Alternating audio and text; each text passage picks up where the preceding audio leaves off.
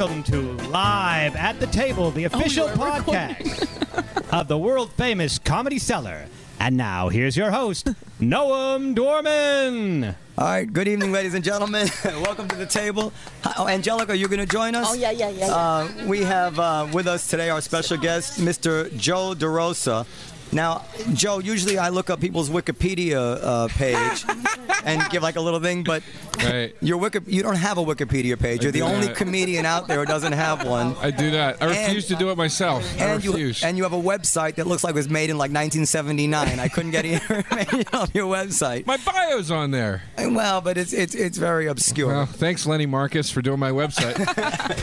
In any case, Kristen, this is Kristen Montella, my co-host, and she has a few questions she prepared for Mr. Derosa. Go ahead, Joe. Well, first... Kristen, whatever your name. Hopping right in, huh? Yeah.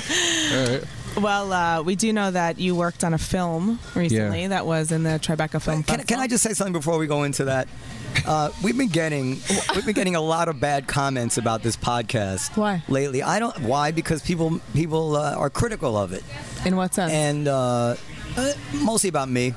And right. To the point where I was thinking about discontinuing it because I'm not used to doing anything unless it rises to the top, you know?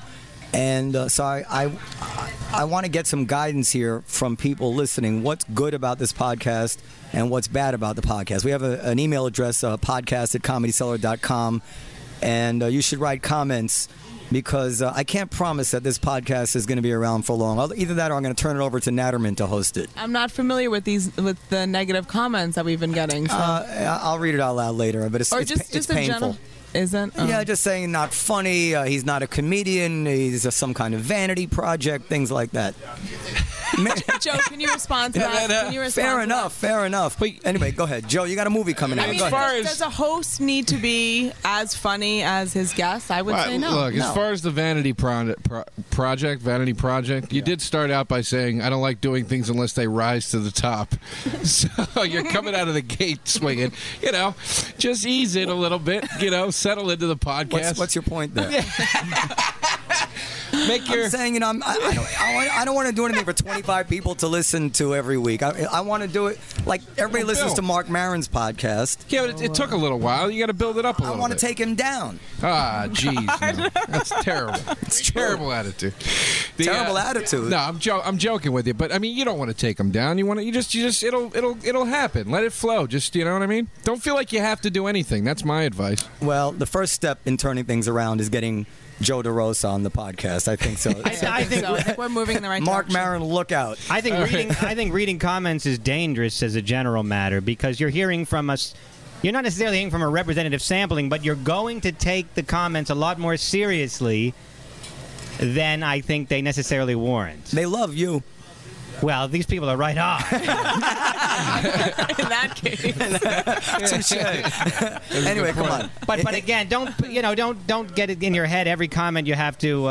Okay. Can we please interrogate Derosa? Derosa. He has to leave soon. Come on. I wanted to start out talking about the movie that you have worked on with Robert Kelly and Bill Burr. Yes. And just your experience and kind of how it was working. Is this your first film, first of all? It was the first thing. Yeah, it was the first thing I ever did. And I'd never, I'd written stuff, but never had any of it produced ever.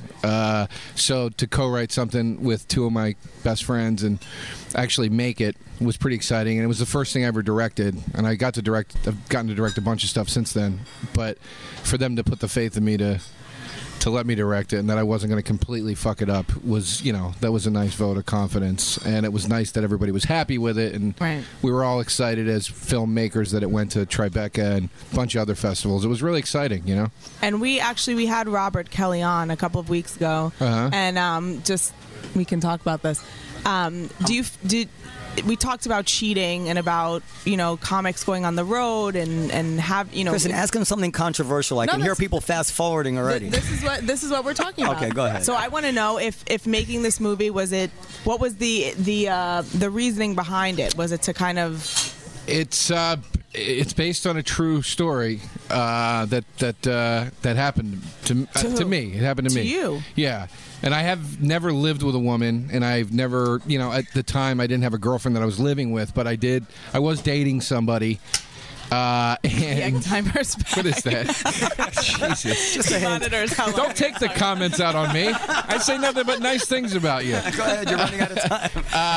Yeah, it happened to me. I was dating a girl, and she wasn't really my girlfriend, but I really shouldn't have been with anybody else, and I had to pull off a scheme to entertain another girl in a very short period of time. And I went to a diner, coincidentally, the same week that Bob, Bill, and I had a discussion that we wanted to write a short film together. And I was sitting in a diner with Bob, and I was going, I'm in a really fucking big jam here, man. I got this girl coming in, the other girl's out of town. I don't know what to do. And we started talking about it, and he just goes, this should be the movie. This is what we should make the movie about. So we did. And This is literally based on something that happened to you. Yeah. Shocking. There's much more reality in there. I find it more shocking that you had two girls vying for your attention. Yeah, at the same time. I didn't find it shocking that you made that comment. I saw that coming. Naturman, do you have a cheating scenario? Maybe? I never cheated on a woman. No, I never did. And there's a good reason for that. What? I never dated a woman. I never had a long-term relationship of any kind, so I could never cheat. You know, that's yeah, go ahead. No, I'm saying. No. That might be a topic for another day. I think I hear. That's a topic for an entire show. Yeah. Right. Don't worry about it. That's an amazing. Dan has never had a girlfriend, ever. Not even for a couple months? No, close I came was a couple weeks. Close games for Really? a couple bucks. Yeah. As a matter of fact, I did a calculation recently. I had sex with 21 women in my life. Really? Of which approximately 17 I only had sex with one time. Right. For a grand total of. You have a real spreadsheet. I'm just saying. So most of them were one-night stands, effectively, and then there were maybe very little repeat business. It's hilarious. He sounds like a scientist talking about the girls he's bagged. This is the way it sounds like you're going to refer to them as specimens. Yeah. This is the way Jews think about everything. We have to put everything into a... No, I mean, what? Nobody's ever else has calculated how many people they've been with. Kristen, what's your number? They're not going to disclose that on there. But I had a girl ask me that the other week that I was dating. How many people you've been with? She's like, how many people have you had sex with? I was like, are you out of your mind? I'm not telling you that. No one There's ever way. wants to know that answer. Do you know? Yeah. I don't. I have a. Hold on a second. You know. We didn't introduce Estee. didn't. Estee That's is okay. here. Dan, would you like to introduce Estee since you're the intro? a former model. She enjoys skiing, tennis, and fly fishing. She a former Israeli paratrooper, I believe, or tank driver. No, don't make up stuff. All right, I'm sorry. Estee comes to us by way of Israel. Dan, who is she? She is the person that books the comedians at the Comedy Cellar. So she wields a fair amount of power. We all have a combination of fear and respect for this woman. Nice. Because she is the one that decides who gets on at this hallowed ground of comedy known as the Comedy Cellar. And so Estee Adoram, that's her last name, Adoram. Nobody knows that. The most feared Adoram. woman in comedy. No, stop it. That's her moniker. The most feared woman. Look, Joe is trembling. This is the closest Joe has ever been able to get to Estee. I know. She's a little intimidating, but in a good way. That's not a bad. Tom, could I say something as far as how to improve the podcast? I think if you insulted, you put ideas in people's heads. So, like you say things like, I can hear the channels turning and so forth. I think. Which you're now You want me to cut that reinforcing part out? by repeating. All right, listen, I have an idea. I am There's something reinforcing maybe you have something you want to say? Yes, and is the rule. Yeah, always yes and. Yes, and. Never stop something. Somebody says something, you go yes and this, and you add to it. Who made that rule? That's an improv rule. If you shut it down, then it stops. It can't go anywhere, and then you got to start over. Listen, let's start over. Can you do a? We're going to start the whole thing over. No, just an introduction of Joe Derosa. Okay, we have with us in the studio Joe, the filmmaker, in quotes, comedian, and the man about town, Joe Derosa. Thank you. Does anybody know why Joe Derosa's theme music is playing? I do. It's been brought to my attention that Joe is an Arab. Yeah. Yeah. Oh, wait, that was the other thing that happened when I auditioned. Kristen said that, and I was coming from performing at the Arab American Comedy Festival. Actually, I don't know if I should say this. Can I tell this? You know what I'm going to say? But watch yourself. Okay. I don't know if I can tell the story. Cut it out if it's too much, right? No. Shukran, go ahead. All right. I'm just going to tell it. Cut it out if it's too bad. I'm sitting with, I came inside the table, Nilo is sitting here, and Estee sitting here, and it goes, Joey boy, where are you coming from? And I go, the Arab American Comedy Festival. He goes, Jesus fucking Christ. Every fucking group of people in this country's got to have their own goddamn comedy festival. And you started laughing, and you went, for once I agree with you. And I was like, all right. Hold on, Joe. This is going to go really well tonight. Just so happen, but listen, this is what I noticed about you. The comedians are absolutely whores. And after 9/11, all the comedians were getting in touch with their minuscule Arabic roots.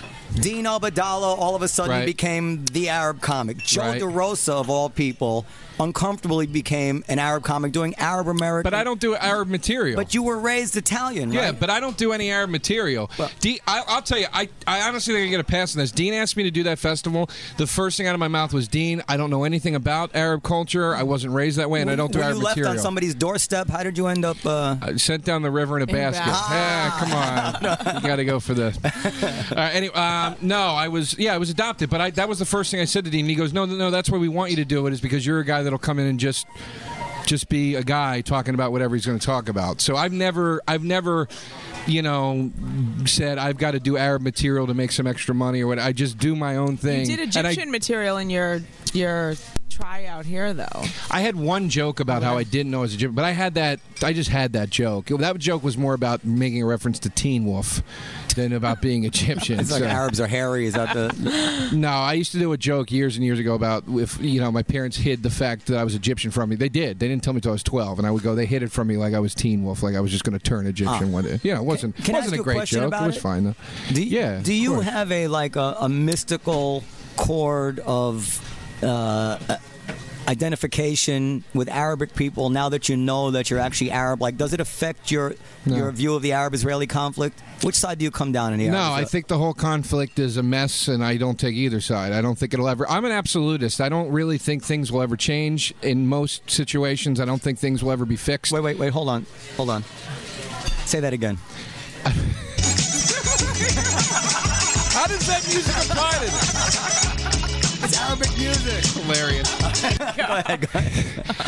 I'm like sitting here like, I don't know if I should tell this Estee story. It might be too much. Meanwhile, you're triggering like this Arab music every 10 seconds. I don't know if this is, but I have this too in case anyone wants to hear it. Hello, you're watching the Arab American Beat on Denzana TV. I've been on that show. I'm Joseph Najjar. Thanks for tuning in. Joe Derosa. Yeah, okay, Joe just lit it up on stage. You are not quietly becoming notorious as one of the staples on the Arab American comedy circuit. In the festival, thank you. That's very nice of you to say. It's been flattering to be more involved in more. What reaction are you trying to get out of me right now? Can you just listen to it for a second? I've listened to it. Particularly in events that I've been a part of for a while like this. And, it's always nice to move up the ladder. So it's been good, man. Everything seems to be growing and moving forward. He's trying to, pretend that he's Arab without saying, listen, I'm not really Arab. Is this a podcast or roast? Hold on. Listen, Robert Kelly told us to do this. Hold on. You're the first Arab American to be to have your own special on Comedy Central. Yes, apparently I am. I didn't know that until a week ago. He said he didn't know that. But do you hear what I just said? As soon as he goes, I didn't even know that until a week ago because I showed up at the festival and they go, you're the first, and I was like, okay, fine. You know what I mean? Here's my point. I don't have some synergy, whatever you want to call it, unseen connection. I just don't. I don't. The conflict, I have no opinion on it. It's like Occupy Wall Street. It's pointless. It's never going to stop. It's never going to change. It's all awful. It's never, it is what it is. All right, go ahead. Well, I thought we were on Estee.